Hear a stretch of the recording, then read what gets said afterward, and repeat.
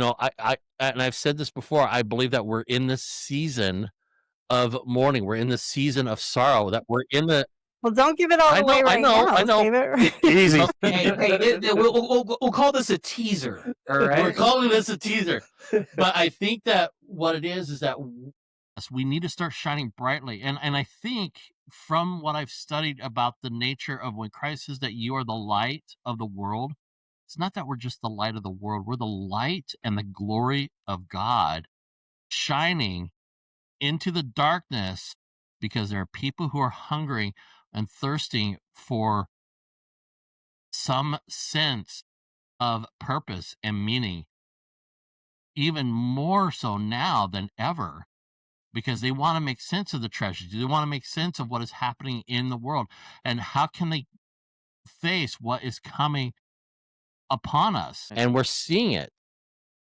and it's not going to get any better. People are like, America needs to turn back to Christ. No, we need to do the work. We need to continue to do the work despite the storm that's coming.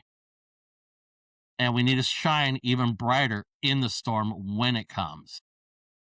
Well, and that I think, just to kind of build off of that, Tim, we'll conclude this as part of my final thoughts, that, we have an opportunity here with, social media, with everything. Like, think back to Joseph's prophecy in the Wentworth letter, all right? And what he said about the standard of truth going forth unto all nations, until it has visited every clime, sounded in every ear, and swept every continent, until the great Jehovah shall say that the work is done. That's what we're doing here.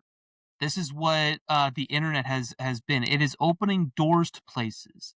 And even then, like where governments will not allow proselyting missionaries in, these folks are able to see streams like this, see our content on Instagram, TikTok, Facebook, wherever.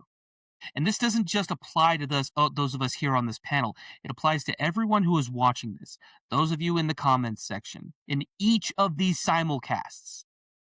You can see exactly how to reach out to people.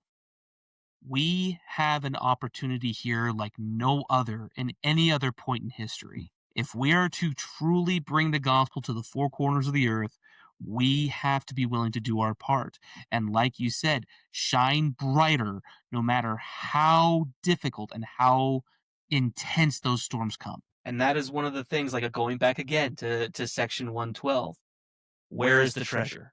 Who is the gold? Who is the silver? Who are those precious gems that we're looking for? We have that opportunity. But don't look upon the outward appearance. Look upon the heart. Seek to know the heart, just like the Lord does. Amen. Alrighty.